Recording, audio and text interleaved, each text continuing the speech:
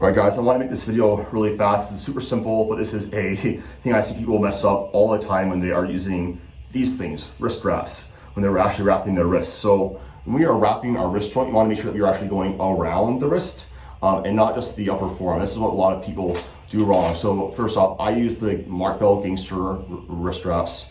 I know SBD has good ones, Stoic, etc. Doesn't really matter. I know these are really popular, but when most people are wrapping their wrists, they put it around their upper forearm, kind of like this. Don't actually cross their wrist joint.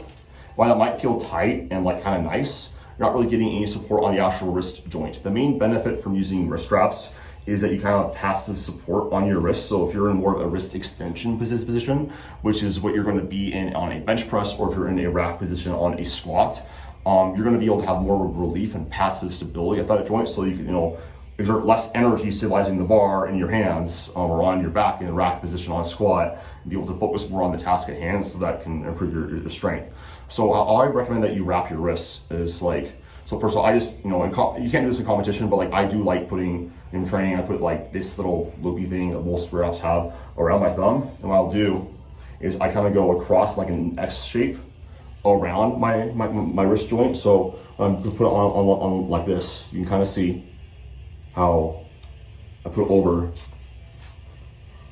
in like a figure eight, kind of like this. So I go under, then I go around like that, then I go across straight after doing that.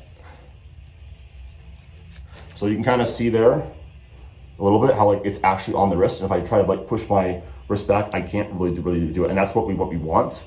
Because like if the bar is actually in our hands, then it's going to kind of go back anyways. That's actually providing support to the wrist instead. So with a better angle, I think I'm going to show you like without putting my thumb around it.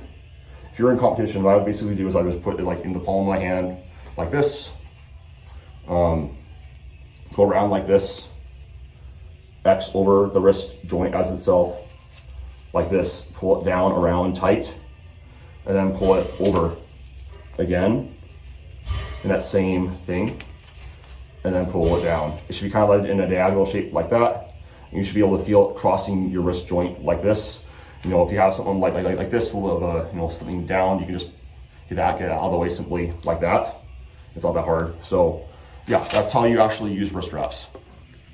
So just again, over, across the wrist joint, and then down around it after you go over.